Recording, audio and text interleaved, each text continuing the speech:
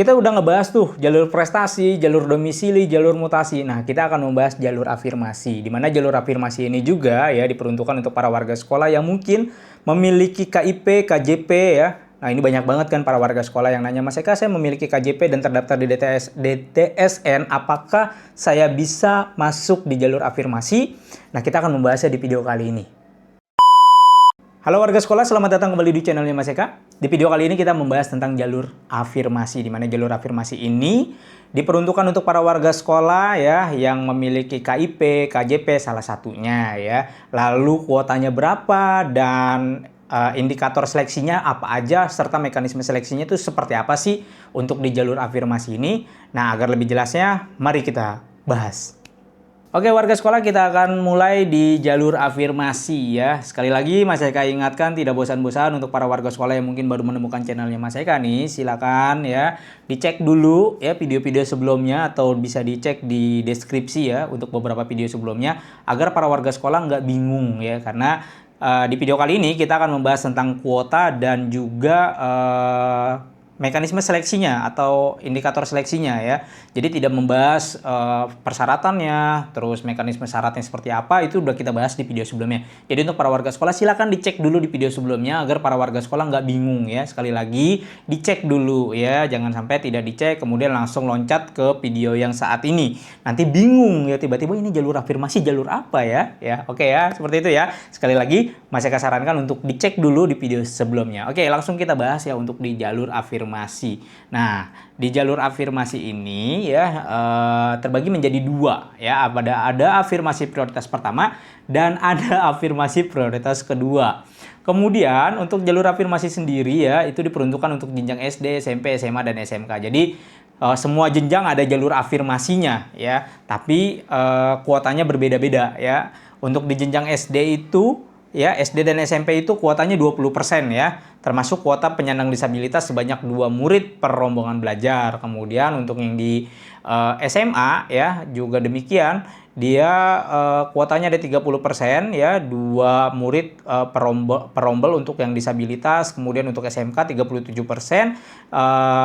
plus ya 2 murid dari penyandang disabilitas. Berarti kalau misalkan sini udah termasuk berarti 18% ya. Terus di sini kalau yang afirmasi SMA dia berapa? 28%, dan untuk yang SMK dia 35% untuk yang umumnya ya. Prioritas pertamanya ya, disabilitasnya kan hanya 2 ya. 2 murid lah seperti itu kurang lebih. Enggak ding. Pokoknya hitungannya 2 murid lah, bukan 2%. Kalau itu 2% yang jatuhnya. Sorry, masih salah. Ya, pokoknya 2 murid ya, 2 murid per rombongan belajar. Ya, itu penambahannya, termasuk di dalamnya 2 murid seperti itu ya.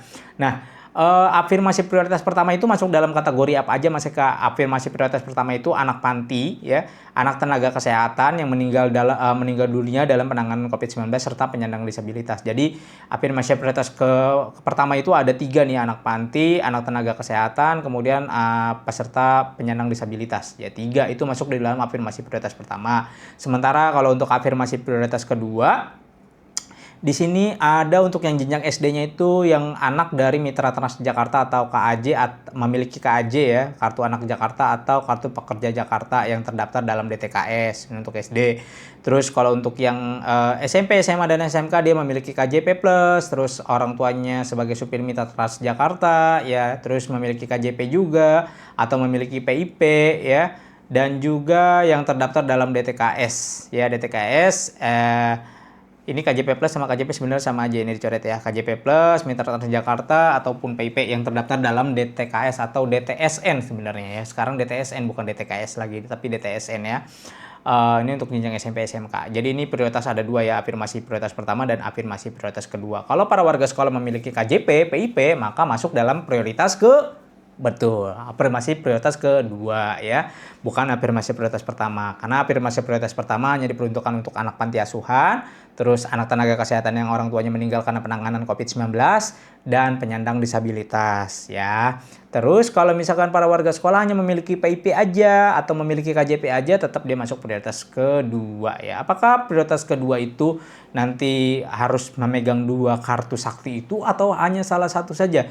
Nah, untuk mengeceknya para warga sekolah lebih pastinya nanti lihat langsung di akun para warga sekolah ya. Ketika nanti di jalur afirmasi ternyata para warga sekolah bisa memilih jalur afirmasinya, berarti para warga sekolah masuk dalam kategori afirmasi. Tapi kalau misalkan tidak masuk atau tidak bisa memilih di jalur afirmasi, berarti para warga sekolah tidak masuk dalam kategori afirmasi tersebut. Karena banyak para warga sekolah yang mungkin memegang KJP dan PIP, tapi ketika masuk di jalur afirmasi dia tidak bisa masuk, kemungkinan datanya belum terambil atau data cut off-nya sudah terlewat ya. Jadi lebih baiknya nanti bisa dicek di akunnya masing-masing ya. Masuk aja ke jalur afirmasi kemudian pilih ya untuk jalur afirmasinya. Kalau memang bisa milih sekolahnya berarti para warga sekolah masuk di dalam kategori afirmasi kedua tersebut ya. Oke, kita next, kita lanjut ke yang slide ketiga. Nah, untuk seleksi jalur afirmasinya ini kita bahas dari SD terlebih dahulu ya. Untuk di SD itu afirmasi prioritas pertama nih ya. Afirmasi prioritas pertama kan tadi sudah kita bahas ya. Anak panti, terus anak tenaga kesehatan yang meninggal dunia karena penanganan COVID-19 ya. Itu tidak dilakukan proses seleksi. Jadi mereka bisa langsung masuk aja. Nggak ada seleksi-seleksian ya. Terus untuk penyandang disabilitas dia tetap harus diseleksi ya, diseleksi berdasarkan pertama ya wilayah PMB prioritas yang ditetapkan oleh Kepala Dinas Pendidikan, urutan pilihan sekolah, usia dari yang tertua ke yang muda, dan waktu mendaftar. Ini untuk prioritas pertama. Dan biasanya di prioritas pertama ini jarang banget yang isi ya, sehingga nanti kuotanya akan dialihkan ke tahap berikutnya. Ya, tenang aja ya. Makanya untuk di SD kemungkinan besar nanti tahap ketiga tetap akan buka ya. Karena ada limpahan-limpahan dari jalur seperti ini ya. Afirmasi ini biasanya yang afirmasi prioritas pertama ini tidak terisi ya. Sementara afirmasi prioritas kedua ya, yang pemegang KAJ, KPJ, orang tuanya bekerja sebagai supir mitra Transjakarta untuk jenjang SD ya. Dia diseleksi nih berdasarkan wilayah PMB-nya, terus urutan pilihan sekolah, usia dari yang tertua ke yang termuda, dan waktu mendaftar ya.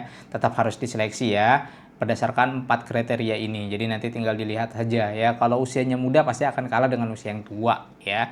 Urutan pilihan sekolah juga sama. Ini udah kita bahas urutan pilihan sekolahnya di 2 jalur sebelumnya, baik itu jalur prestasi ataupun di jalur mutasi ya. Itu kurang lebih sama lah ya. Yang masih kecontohkan di jalur prestasi itu udah ada gambaran contohnya ya.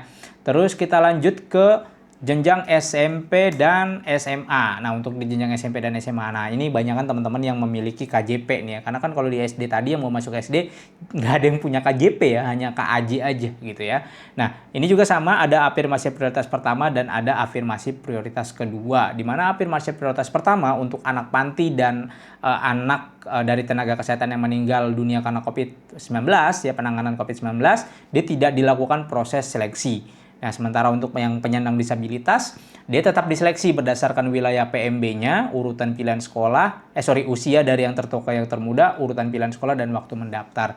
Ini pun sama ya, kurang lebih seperti di jalur SD. Kemudian untuk afirmasi prioritas kedua ya, dia dilihat dari wilayah PMB-nya. Nah, ini ya. Untuk SMP dan SMA dilihat dari pembobotan nilai rapot dan persentil nilai rapot. Ya, ini yang kita perjuangkan dari tahun-tahun sebelumnya. Alhamdulillah ya 2 tahun ini sudah digunakan ya. Terus urutan pilihan sekolah dan waktu mendaftar. Kenapa ini digunakan?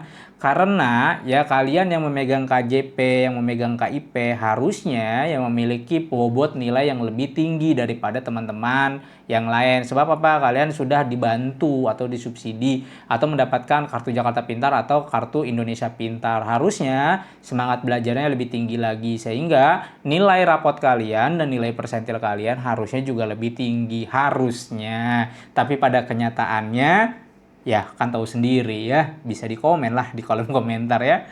Nah, seperti itu ya para warga sekolah ya. Akhirnya yang kita perjuangkan selama ini alhamdulillah dimasukkan atau di ini ya di dalam indikator ini tetap dimasukkan pembobotan nilai. Kenapa pembobotan nilai rapot ini dimasukkan? Karena sebelum-sebelumnya kan nggak dimasukin tuh ya, hanya zonasi atau wilayah PMB prioritas, urutan pilihan sekolah, dan waktu mendaftar. Nah, ini menjadi karpet merah ya, seolah-olah yang penting mah punya 2 kartu sakti kita bisa masuk ya, nggak perlu belajar, nggak perlu nilai bagus ya, buat apa belajar capek-capek. Nah, ketika sudah dimasukkan pembobotan nilai, no comment dah tuh orang-orang yang seperti itu ya. Nah, itu sudah hilang tuh 2 tahun belakangan ini yang komen-komen buat apa capek-capek belajar gitu ya. Sekarang mereka mau tidak mau harus mengejar nilai juga ya. Jadi harus tetap diseimbangkan, selain mendapatkan bantuan juga ya. Harus juga belajarnya ditingkatkan lagi semangat belajarnya, karena dihitung nilai rapotnya, pembobotan nilai rapotnya. Percuma punya KIP, punya PIP kalau nilainya kalah, ya. Jadi tidak semudah beberapa tahun sebelumnya. Mungkin kalau misalkan para warga sekolah yang sudah ikut di 3 tahun belakangan gitu, di tahun 2023 kemarin atau di tahun 2002 kemarin, wah itu sudah berbeda dengan tahun 2026 ini ya. Kalau kemarin masih bisa santai-santai, tahun ini sudah tidak bisa santai-santai lagi. Harus diseimbangkan dengan nilai. Ya, ini untuk jenjang SMP dan SMA. Lalu afirmasi di jenjang SMK ya. Untuk SMK juga demikian, ada prioritas pertama dan ada prioritas kedua afirmasinya. Dan untuk anak panti serta anak tenaga kesehatan yang meninggal dalam penanganan COVID-19 tidak dilakukan proses seleksi. Nah, untuk penyandang disabilitas di SMK, dia hanya dilihat dari usia dari yang tertua ke yang muda, urutan pilihan sekolah, dan waktu mendaftar. Oke, hanya 3 nih. Sementara untuk afirmasi prioritas kedua nih, yang pemegang KJP, PIP, seperti itu, dia akan dilihat dari total pembobotan indeks prestasi akademik. Ini berbeda dengan yang di SMP dan SMA. Kalau SMP dan SMA menggunakan nilai rapot, kalau yang SMK dia menggunakan nilai pembobotan indeks prestasi. Ini sama seperti di jalur prestasi ya. Indeks prestasi, ingat ya, akademik pula ya. Indeks prestasi akademik yang digunakan bukan nilai rapotnya ya. Terus urutan pilihan sekolah dan waktu mendaftar. Jadi teman-teman yang mungkin memiliki KJP, PIP, terus mau masuk di jalur afirmasi SMK ya perhitungkan indeks prestasi akademiknya ya. Kalau kalah kalian akan lewat ya, akan tersingkir dari seleksi jalur prestasi jalur afirmasi di SMK ya.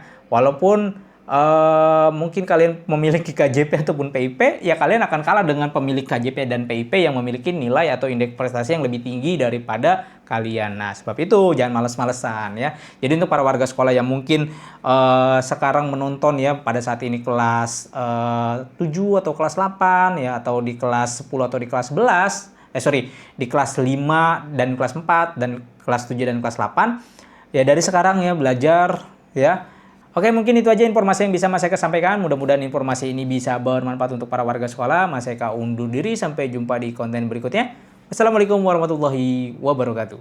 Halo warga sekolah, SPMB kembali menyapa. Sudah siap berkompetisi, meraih mimpi, jadi prestasi. Langkah pasti kita jalani untuk masa depan yang lebih pasti.